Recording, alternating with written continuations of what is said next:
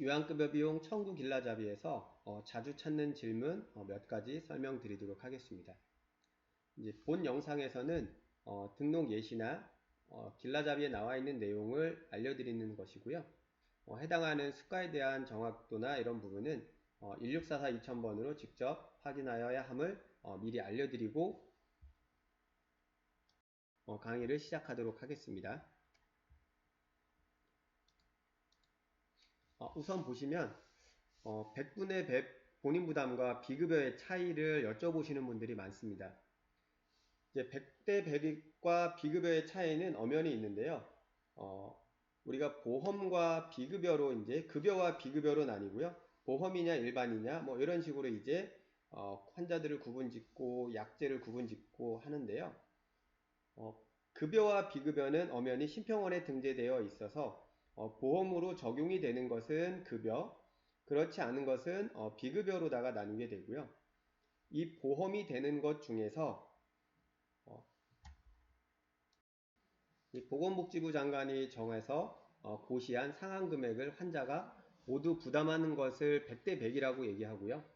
그리고 이제 뭐 100대 90이라든지 100대 50, 100대 30 이런 식으로 선별급여라고 하는 부분도 나와 있지만은 우선 오늘은 100대 100과 100대 100 본인 부담과 비급여의 차이 지금 말씀드리고 있고요. 보험이 되는데 환자가 전액 부담해야 되는 것, 이거는 100대 100 전액 본인 부담이라고 얘기를 하고요. 이 100대 100 전액 본인 부담은 환자에게 이 약을 처방했을 때 또는 이 수가를 처방했을 때 심평원에 올라가게 됩니다. 올라가서 이 환자에게 100대 100으로 썼다는 내용이 심평원에 올라가고요. 물론 그에 따라서 적절치 못했을 때는 삭감이라는 부분도 나오게 되고요. 이제 비급여라고 하는 부분은 아예 심평원으로 올라가지 않습니다. 심평원으로 올라가지 않기 때문에 삭감을 당할 일도 없고요. 하지만 이 보험이 되는 약제를 비급여로 임의로 사용하실 수는 없을 거고요.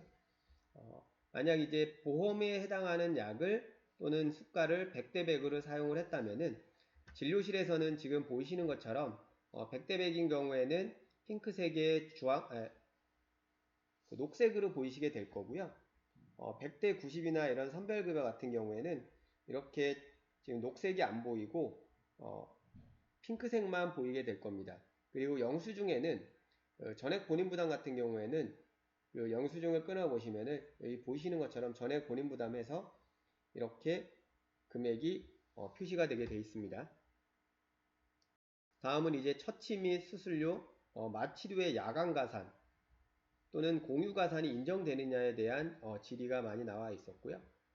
입원 중에 시행한 수술이나 이런 행위에 야간가산을 적용할 수 있는지, 결론은 야간가산은 입원 환자한테는 해당이 되지 않는다는 부분이고요.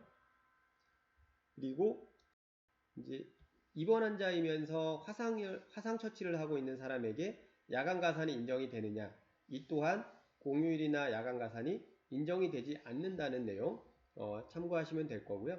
이제 외래로 오는 분들 중에서 혹시 야간으로 산정을 하고자 하는 부분은 프로그램에서는 특별한 경우가 아니면 자동 산정을 하게 되어 있고요. 야간 시간에 맞춰서 자동 산정하게 되어 있고요. 필요에 따라서 우측 마우스 눌러서 처치 수술 가산해서 야간이나 또는 주간으로 상호 변경해서 사용하실 수 있다는 부분 먼저 말씀을 드리겠습니다.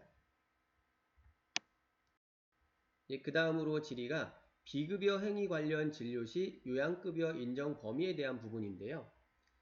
우리가 지금 보시는 것처럼 레이저 정맥 폐쇄술이나 또는 이제 만모통 이런 부분이 그 수술이 있는데요.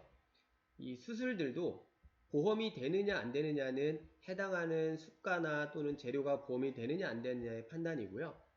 환자가 보험이 된다면 즉 병명을 가지고 있어서 환자가 보험이 되는 조건을 충족했다면은 지금 해당하는 수술은 비급여 수술이면은 비급여로 인정을 받을 거고요. 비급여로 입력을 하시면 되고요. 나머지 해당하는 약제나 주사들 이런 재료대 이런 부분들은 보험으로 입력하시면은 해당하는 수술 수가만 비급여로 처리가 되고요. 나머지는 보험으로 해서 청구를 하실 수 있다는 부분. 그에 따른 비급여 행위 관련 진료 시 요양급여 인정 범위, 즉 질병 자체가 건강보험에 해당하는 경우이면은 비급여 행위를 제외한 나머지는 보험이 된다. 이 부분을 말씀드리고 있고요. 그 다음으로 이제 의사나 약사가 본인 진료를 했을 때 어떻게 해야 되느냐는 내용이고요.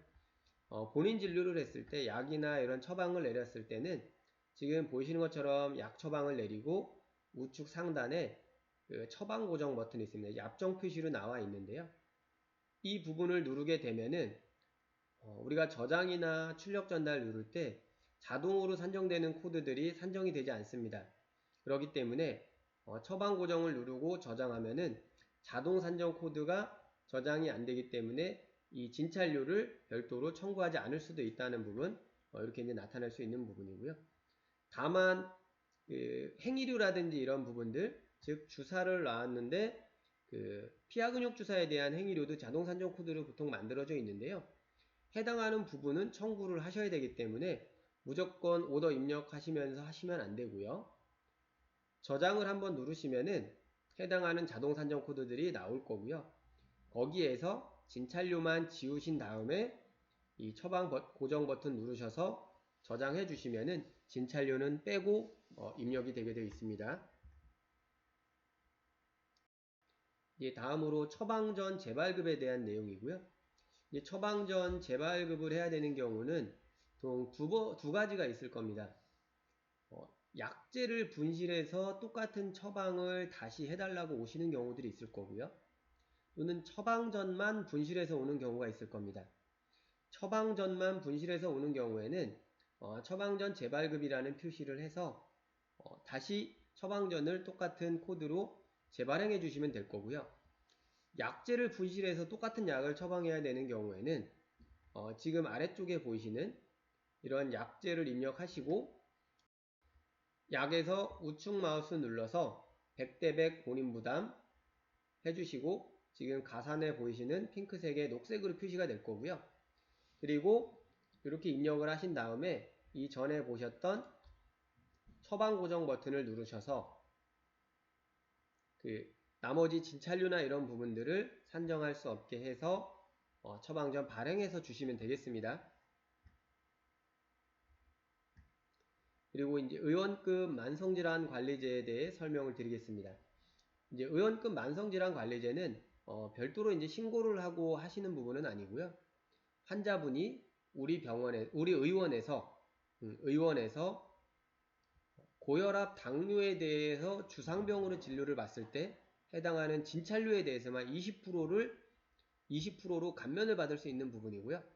설정 방법은 접수실에서 할 때는 환자 창 띄우셔서 상세 버튼 누르시면 의원급 만성질환 관리제 체크하시고 시작일만 선택해 주시면 되겠고요. 진료실에서 하는 경우에는 해당하는 내원일에서 우측 마우스 자세히 보기 누르셔서 환자 추가 정보에서 해당하는 부분 맞춰주시면 되는데요. 오늘 와서 오늘 의원급 만성질환 관리제로 적용을 받지는 못하십니다. 오늘 만약에 적용을 했다면은 그 다음 내원일에 주상병을 고혈압 당뇨로 내원했을 때만 환자 진찰료에 대해서 20%의 경감을 갖고 진료를 보실 수 있다는 부분 참고하시면 되겠습니다. 그 외로 여러 가지가 나와 있는데요. 이제 환자 미내원 시 만성질환 관리료 청구 관련해서는 환자가 내방을 하지 않았다면 만성질환 관리료는 산정을 할 수 없다는 부분이고요. 그리고 골다공증 치료제 인증 기준에서는 골다공증 검사를 해서 골밀도 측정한 결과가 T스코어가 마이너스 2.5 이하인 경우 이제 골밀도 측정을 해서 T스코어가 마이너스 2.5 이하인 경우에 보험을 적용할 수 있는데 다만 중심골, 즉 덱사를 이용하여 중심골을 측정했을 때 덱사 방식으로 중심골을 측정했을 때 보험이 된다는 거고요. 나머지 부위에 대해서는 보험이 안 되기 때문에 약값의 전액을 환자가 본인 부담해야 된다는 내용입니다. 그리고 이상 소견이 있어 검진 당일 검사나 처치 등을 하는 경우 어떻게 처리해야 되느냐, 이 부분은 별도로 설명이 된 부분이 있었기 때문에 넘어가겠습니다. 그리고 건강검진 당일 진찰료 산정도 마찬가지고요. 마약류 관리료 산정 방법은 어떻게 해야 되느냐?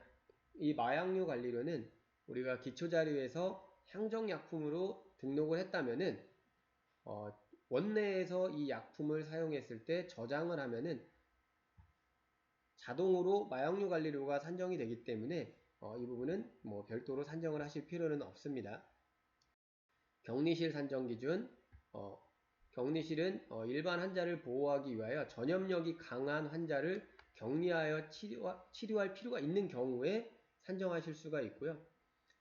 해당 격리실 입원료는 우리 병원에 격리실이 없더라도 별도의 1인실을 넣어서 격리실 입원료로 산정을 할 수 있다 하는 부분이 심평원 질의사항에도 나와 있었고요. 그리고 인퓨전 펌프는 그 수액량 조절기인데요. 8세 미만의 어린아이 또는 약제 투여가 어려운 경우, 중증 응급 환자인 경우에 이 수액 유량 조절기를 사용해서 보험으로 산정을 할 수 있다는 부분이고요. 그리고 사마귀 제거술 급여 대상 여부 및 수기료 산정 방법. 이 부분은 사마귀 같은 경우에 사마귀 티눈 같은 경우에는 원칙적으로 보험에 적용이 되지 않습니다. 다만 이 부분이 일상생활을 하는데 불편한 곳에 사마귀나 티눈이 있다면은 해당 부분은 첫 번째 것은 100%, 그리고 두 번째 것은 50%로 산정할 수 있다는 거고요. 최대 200%까지 산정이 가능하기 때문에 즉 3개까지 인정이 된다는 부분 나와 있고요. 이 사마귀나 티눈 제거술 같은 경우에 마찬가지로 부위가 다르다면은 별도로 산정을 할 수 있다는 거고요. 별도 산정을 할 때는 두 부위 즉 200%, 200%에서 400%까지 산정을 할 수 있다는 부분 나와 있는 거고요. 우리가 입원 중 환자를 타 요양기관에 진료 의뢰 시 발생한 약제비 산정 방법은 산정특례 대상이냐 아니냐로 나눌 수 있고요. 산정특례 대상 상병은 즉 의뢰받은 병원에서 청구를 하고요. 산정특례 대상이 아닌 사람들은 기존에 입원해 있던 요양병원이라든지 이런 곳에서 일괄 청구를 하게 됩니다. 즉 산정특례냐 아니냐에 따라서 청구 주체가 갈라진다는 부분 인지하시면 되겠습니다. 이제 사람 유두종 바이러스 같은 경우에는 사람 유두종 바이러스 예방접종을 맞고 그에 따른 진찰료를 별도로 또 산정할 수 있는지에 대한 부분인데요. 이 사람 유두종 바이러스에 대한 예방접종에는 진찰 상담이 같이 들어가 있고요. 그리고 별도의 또 다른 진료를 볼 때는 진찰료를 산정할 수 있는 경우와 산정하지 못하는 경우가 있는데요. 해당 병원에 그 별도의 즉 예방주사를 맞은 진료과와 다른 진료과가 설치되어 있고 그리고 전문의가 상근하는 경우에는 사람 유도종 바이러스에 대한 예방주사를 맞은 부분 플러스 별도의 진료를 본 부분을 내원위를 분리해서 별도로 산정할 수 있다는 부분입니다. 즉 내원위를 달리 만들어서 입력하실 수 있고요. 다른 진료 과목의 전문의가 상주하지 않는다면은 분리 청구는 하시되 진찰료는 산정을 하지 말으셔야 된다는 부분 나와 있는 겁니다. 네, 이상 마치도록 하겠습니다.